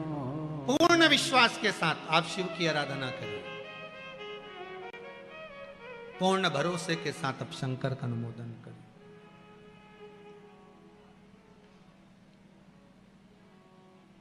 पूर्ण विश्वास होना चाहिए, पर नम्रता के साथ शंकर का स्मरण हो, अहंकार के साथ नहीं। जब मेघनाथ युद्ध करने के लिए आया, लक्ष्मण जी ने हनुमान जी से कह दिया मेघनाथ है, कोई टेंशन मत लो, इसको तो मैं निपटा दूंगा, इसको मैं समाप्त कर दूंगा, ये मरेगा मेरे हाथ से। लक्ष्मण जी ने जब अहंकार के शब्द बोलना प्रारंभ करे कि इस मेघनाथ को मैं समाप्त कर सकता हूं, राम जी के पास सूचना गई कि लक्ष्मण इतने बड़े शब्द कह रहा है कि मेघनाथ को मैं मार सकता हूं, मैं इसको पछाड़ सकता हूं। होता है कई बार बड़े बड़े शब्दों का संबोधन लोग कह देते हैं, साहब बात निकलती है तो गप्पे मारने वाला तो कहीं पे भी गप्पा मार दे, उसका क्या? कई लोग कह देते हैं, कई लोग तो बात बात में बोले मेरा समयान दे, मैं बताऊंगा तेरे को कि मैं हूं क्या। अभी तो मुझे पहचानता नहीं है, मेरे से मुंह मिला रहा है। मेरा समय आन दे, मैं बताऊंगा मैं क्या हूं, आन दे मेरा समय। और एक दिन छाती में दर्द हुआ, बॉम्बे हॉस्पिटल ले गए, डॉक्टरों ने कह दिया इसका समय आ गया। पड़ा रिया, जिंदगी भर कहता रिया मेरा समय आंदे। ऊंचे बोल कभी नहीं बोलना रे दादा, सुन लो रे अच्छे से, ओ जी जियो, अपने कभी ऊंचा बोल नहीं बोलना कभी भी। और मेरा भेरुओं से भी निवेदन है, इनसे भी निवेदन है कि बिल्कुल अपने शब्दों को तोल कर मोल कर बड़े आनंद में बोलिए साहब, जीवन का कोई ठिकाना नहीं। क्रोध में आ गए, एक बार भीम को अहंकार आ गया था। भीम ने भगवान कृष्ण के सामने जाकर कह दिया आप मुझे जानते नहीं हो, इन कौरवों को तो यूं मसल दूंगा, आप मुझे पहचानते नहीं हो। भगवान कृष्ण ने मन में सोचा पूरा युद्ध यही हरवाएगा, इसको अहंकार है ना, पूरा युद्ध यही हरवाएगा, ये पक्का। तो क्या करा जाए, आज भगवान कृष्ण ने भीम से कहा भीम एक काम करो, तुम लंका चले जाओ। भीम ने कहा लंका काहे को जाऊं, तुम लंका जाओ और वहां पर जाकर मंदोदरी होगी, उस मंदोदरी से कहना कि भगवान राम का दूसरा अवतार हो गया है, कृष्ण अवतार, उन्होंने आपको युद्ध देखने के लिए बुलाया है, जाओ जरा भीम। भीम ने कहा वो राम, वो रावण, उसकी पत्नी अभी तक जीवित है। भगवान बोले हाँ जीवित है, तू जा तो सरी, विभीषण का राज्य चल रहा होगा, उसके छोरा छोरी होंगे, जा। गए भीम, और भीम ने जाकर कहा मंदोदरी से मिलना है। मंदोदरी के सामने पहुंचे, आप मंदोदरी हो? हाँ, प्रणाम करता हूं, बोलिए क्या बात है? भगवान राम का अवतार हो चुका है, कृष्ण अवतार। मंदोदरी ने हाथ जोड़ा, हाँ बोलिए, भगवान राम ने आपको वचन दिया था, कुछ बात हुई थी आपकी? हाँ, मैं जब युद्ध के मैदान में अपने पति के शव को देखकर रो रही थी, मंदोदरी बोली, तब मुझे राम जी ने कहा था मंदोदरी क्यों रो रही है? तेरा पति मर गया इसलिए, तेरा पुत्र मर गया इसलिए रो रही है? मंदोदरी उस समय पर बोली थी राम जी जो आया है उसको तो जाना है, पति है वो भी जाएगा, बेटा है वो भी जाएगा, और मैं हूं मुझे भी जाना, फिर क्यों रो रही है? मंदोदरी कहती है मेरे को रोना इस बात का आ रहा है, मेरे दरवाजे पर राम आया और मैं उसको नमन करने नहीं आ सकी। मंदोदरी, अच्छे कुल की नारियां युद्ध के मैदान में नहीं आती, आपको मालूम है, इसलिए आप युद्ध के मैदान में नहीं आए। अगर मैं युद्ध ही देख लेती तो तर जाती, मंदोदरी बोली। भगवान कृष्ण राम जी कहते हैं मंदोदरी अगर तुम्हें युद्ध देखने का इतना शौक है, मेरा अगला अवतार कृष्ण अवतार होगा, तब मैं तुम्हें युद्ध देखने के लिए बुलाऊंगा, चिंता मत करना। मंदोदरी कहती है आज कृष्ण अवतार हो गया, मुझे युद्ध देखने बुलाया होगा, चलने को तैयार। मंदोदरी ने पूछा भीम एक बात बताओ, युद्ध किसका है? क्या भगवान कृष्ण युद्ध लड़ रहे हैं? भीम कहते हैं मंदोदरी काकी मेरे जैसे योद्धाओं का युद्ध है, अभी आपने मुझे देखा क्या है? मंदोदरी मुझे देखोगी युद्ध करते हुए तब मालूम पड़ेगा। मंदोदरी ने कहा चलो अच्छा बाद में चलते हैं युद्ध के मैदान में, पहले एक काम करो स्नान कर लो, भोजन कर लो, फिर चलते हैं, जाओ जरा स्नान करो। मंदोदरी ने उसको भेज दिया, भीम स्नान करने लंका के पीछे गया, एक तालाब में भीम कूद गया, तालाब में कूदा, नहाने के लिए जो गया तो 4 दिन में निकल के वापिस आया। 4 दिन में भीम तालाब में से निकल कर आया, आकर मंदोदरी काकी को नमन करा। मंदोदरी ने कहा 4 दिन से कहां गया था?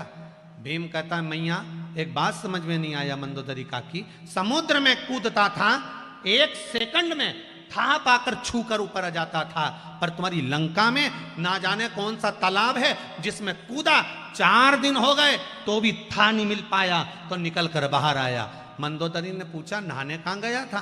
भीम बोला लंका के पीछे। मंदोदरी बोली वो लंका के पीछे तालाब नहीं है, मेरा देवर कुंभकर्ण मर गया था, उसके सिर की हड्डी पड़ी थी, उसमें पानी भरा हुआ था।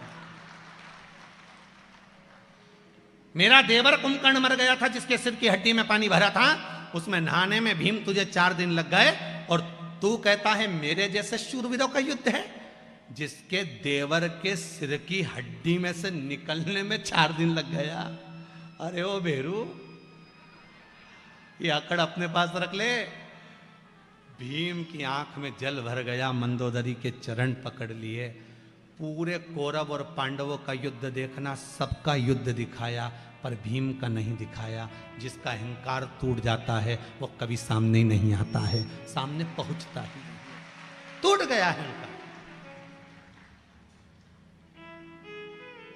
समाप्त हो गया।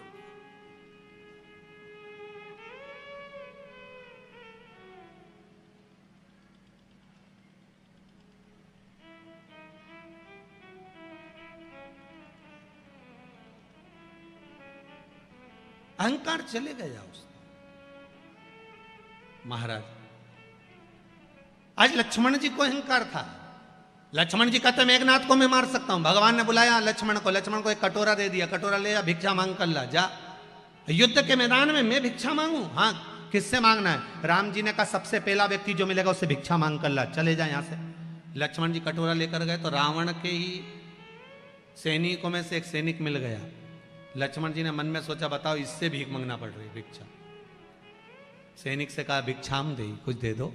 सैनिक ने थोड़ा सा अनाज दे दिया, लक्ष्मण जी ने ले जाकर राम जी को दे दिया। युद्ध प्रारंभ हुआ। मेघनाथ ने ब्रह्मास्त्र शिवास्त्र सारे छोड़े। लक्ष्मण ने सबको प्रणाम करा, नमन करा।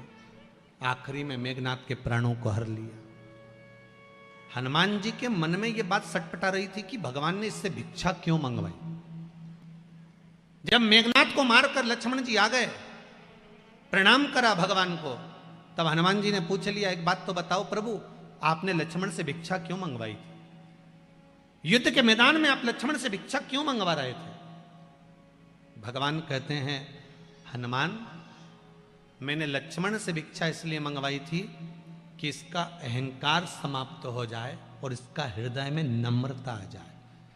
मेघनाथ को मारना सरल नहीं था। नम्रता लेकर जब सामने खड़ा हुआ, शिवास्त्र आया, ब्रह्मास्त्र आया, सारे अस्त्र को लक्ष्मण जी ने प्रणाम करते गए, नमन करते गए, नमन करते गए, स्वीकार करते गए, तो ना शिवास्त्र कुछ बिगाड़ सका, ना ब्रह्मास्त्र कुछ बिगाड़ सका। इसलिए मेघनाथ मर गया, लक्ष्मण की विजय हो गई। जब नम्रता लेकर संसार के सामने जाओगे तो यह पक्का है विजय होकर ही आओगे। नम्रता रखिए। जो कल्ले हैं वो तो टूट जाएंगे। अकड़ना मुर्दे की शान है और झुकना जीते की पहचान। कितने लोग जिंदा हैं? जो अकड़ रहे थे वो तो मर गए। जो ज्यादा अकड़े नहीं, तुम्हारे सामने जो अकड़ की बात करे तो कहना मरा हुआ है तो रे। अगर कोई अकड़ की बात करे ना तो समझ लेना मुर्दा है। इससे क्या बात करो मरा हुआ से? अपन तो जिंदा से बात करें, अपन कहीं भूतों से बात करें, अपने बात नहीं करना। जो ज्यादा अकड़े, मान सम्मान प्रतिष्ठा यश कीर्ति में जो अकड़ रहा हो, समझ लेना मृत्यु के घाट पर है। मृत्यु के घाट। भजन करिए।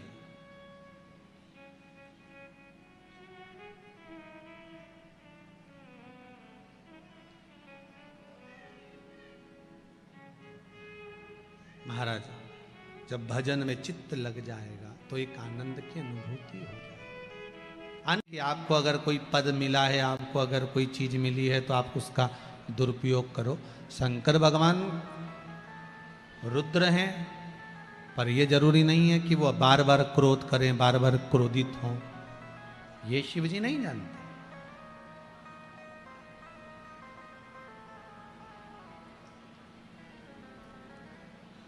कोई कह रहा था गुरुदेव, ये शंकर भगवान क्रोध करते हैं तो इनका पूजन, इनका अर्चन, इनकी सेवा, इनकी चाकरी श्रेष्ठतम है। क्यों नहीं है? क्यों नहीं कर सकते?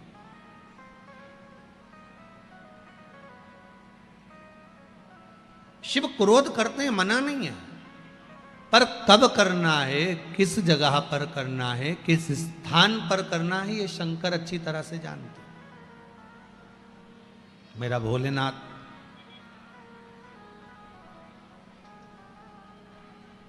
किस जगह पर कितना क्रोध करना है।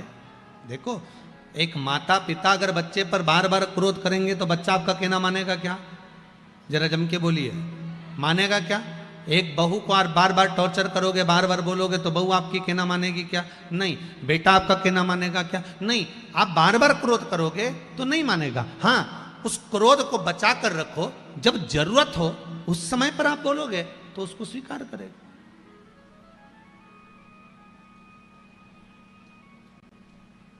जहां जिस चीज की जरूरत पड़े वहां वो चीज होना चाहिए। हम पहले एक बात कहे थे आपको कि तीर्थ करने पहले के लोग जाते थे तो साथ में बर्तन, चावल, गेहूं, आटा, थोड़ा सत्तू, थोड़ा सामान बना कर ले जाते थे। आज के ज़माने में कोई बना कर ले जाता है क्या? आज के ज़माने में कोई बर्तन लेकर जाता है क्या?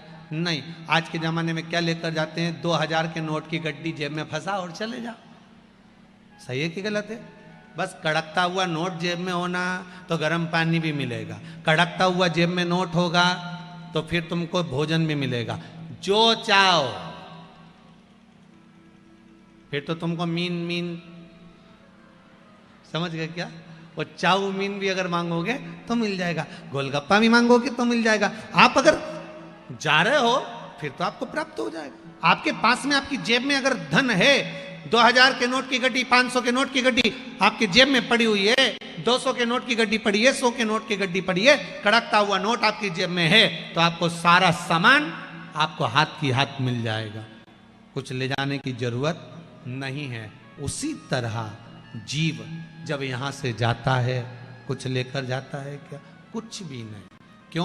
फिर क्यों लिखा है गरुड़ पुराण में कि ऊपर जाओगे तो जैसा दोगे वैसा मिलेगा, तुम्हें डनलप का गद्दा मिलेगा, एसी का रूम मिलेगा, सोने की थाली में भोजन मिलेगा, बैकुंठ में इतना सुंदर कमरा, इतना सुंदर कक्ष मिलेगा।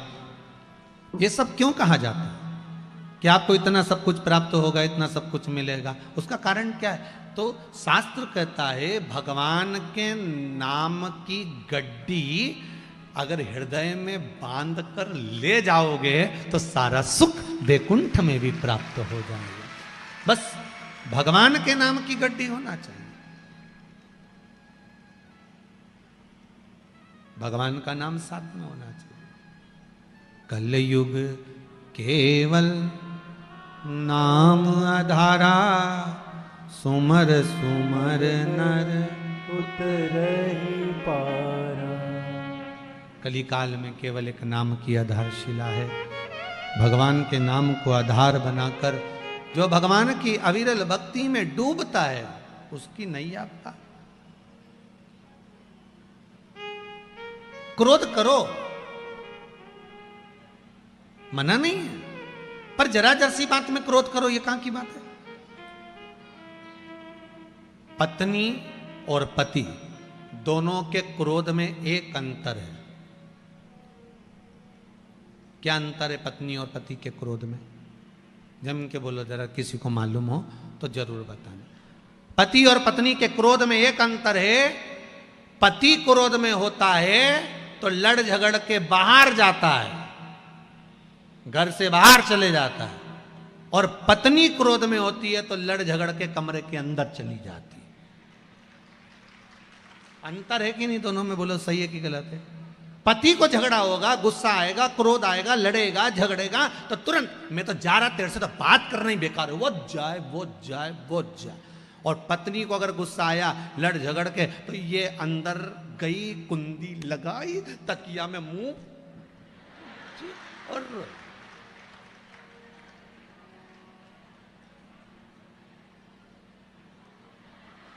सही है कि गलत है? अरे बोलो तो सही। कभी तुमने किसी की लड़ाई में देखा कि पति अंदर घर में गया और पत्नी बाहर गया? वो नहीं जाए। वो पत्नी इतनी विचित्र हो, और महाराज धर्म पत्नी है, वो फर्ज अदा करती है, कितना भी झगड़ा हो जाए, कितनी भी लड़ाई हो जाए, वो के मैं तो नहीं जाऊंगी, जा घर से कमरा के अंदर चली जाए ने, तकिया में मुंडा रख के फिर बिनकती फिरे, रोती फिरे, कोसे किसको? जिसने बीच में रहकर शादी कराई थी। बाकी क्या किसी को थोड़ी ना कोसे, बताओ वो उसको ही कोसे। तो तुम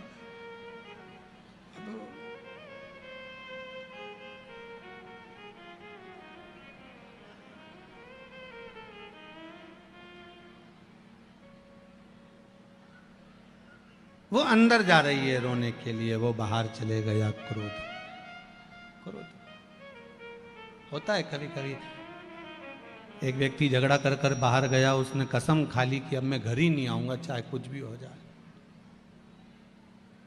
ये रामेती से जब जब मेरी लड़ाई होती है मैं हमेशा घर से बाहर हो जाता हूँ। ये कभी घर से नहीं निकलती, मैं ही जाता हूँ। अब इस रामेती का तो मुझे मुंह ही नहीं देखना चाहे कुछ भी हो जाए। अब वो झगड़ा करके चले गया।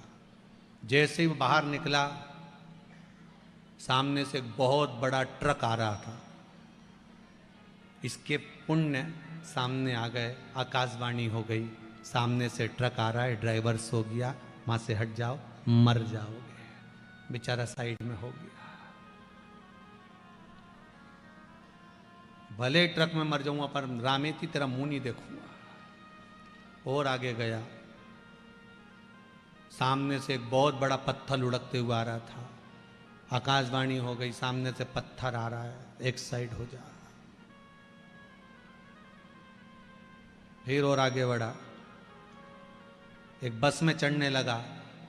आकाशवाणी में मत चढ़ना, इस बस का आगे जाके एक्सीडेंट होने वाला है। अब ये गुस्से में लाल हो गया। तू है कौन जो इतना ज्ञान दे रहा है?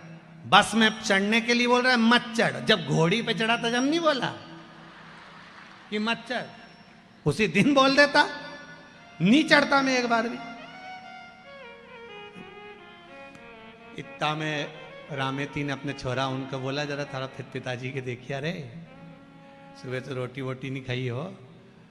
तो मालूम पड़ा कि वो तो दरवाजे पे ही भैंस की पूंछ पकड़ के चिल्ला चोट कर रहा, नहीं जाऊंगा नहीं जाऊंगा। भैंस आगे बढ़ती जा, ये भैंस की पूंछ पकड़ के पीछे हटते जा, नहीं जाऊंगा। इतने में रामेती बाहर आके बोली, क्यों चिल्ला चोट कर रहे हो? वो तो आ नहीं रहा था, भैंस लिया ही जबरदस्ती की। नहीं तो मैं कहीं आ रहा था, वो तो भैंस मुझे पकड़ के लिया। अब जैसे भैंस ने इससे कहा था कि चल। प्रेम है। देखो ये जरा जरा सी बात में विवाद हो जाना और अदालत में पहुंच जाना, ये सब बेकार बात है। हम कहते हैं पति पत्नी का जो संबंध है, माता पार्वती जी ने शिव जी से 2 वर मांगे थे। पहला वर था, भोलेनाथ जी वर दीजिए जिस पति पत्नी में झगड़ा हो उसमें प्रेम बढ़े। और दूसरा वर दीजिए, काशी में जो मरे उसके कानों में गुरु मंत्र आप दे दीजिए। बस शिव ने 2 वर पार्वती को दिए थे।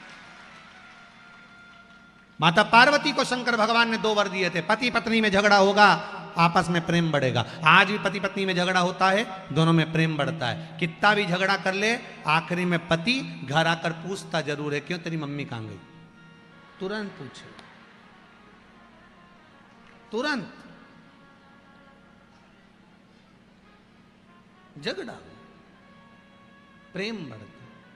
काशी में जो मरेगा उसके कानों में गुरु मंत्र आपको देना पड़ेगा। इसलिए काशी में मरने वाले का सीधा कान मरते ही टेढ़ा हो जाता है, क्योंकि पार्वती जी ने शिवजी से वर मांगा था, सीधे कान में मंत्र देकर आप मोड़ देना, मैं समझ जाऊंगी कि आपने गुरु मंत्र दे दिया। काशी अभिमुक्त नगरी है जिसमें मंत्र प्राप्त करने पर मोक्ष की अनुभूति हो जाती है।